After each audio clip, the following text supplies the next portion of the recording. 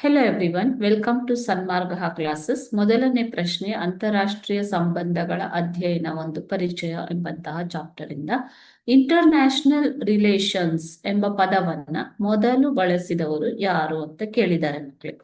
Options ನೋಡೋಣ. Option A Quincy Wright, option B Jeremy Bentham, option C Hans J Morgenthau ಮತ್ತು option D Woodrow Wilson.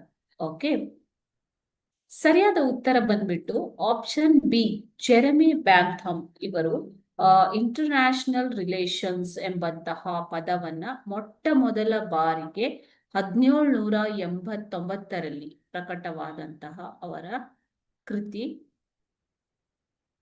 ಪ್ರಕಟವಾದ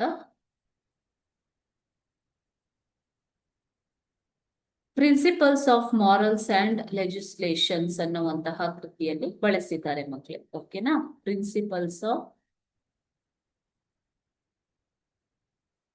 morals and legislations ಅನ್ನುವಂತಹ ತಮ್ಮ ಕೃತಿಯಲ್ಲಿ ಮೊಟ್ಟ ಮೊದಲ ಬಾರಿಗೆ ಇಂಟರ್ನ್ಯಾಷನಲ್ ರಿಲೇಷನ್ಸ್ ಎಂಬಂತಹ ಪದವನ್ನ ಬಳಸಿದಂಥವರು. ಓಕೆ, ಸೊ ಅಂತಾರಾಷ್ಟ್ರೀಯ ರಿಲೇಷನ್ಸ್, ಇಂಟರ್ನ್ಯಾಷನಲ್ ರಿಲೇಷನ್ಸ್ ಅಥವಾ ಅಂತಾರಾಷ್ಟ್ರೀಯ ಸಂಬಂಧಗಳು ಎಂಬ ಪದದ ಅರ್ಥ ಏನು ಅಂತಂದ್ರೆ ರಾಷ್ಟ್ರ ರಾಜ್ಯಗಳ ನಡುವಿನ ಅಂತರ್ ಸಂಬಂಧ ಎನ್ನುವಂಥದ್ದು. Okay, thank you.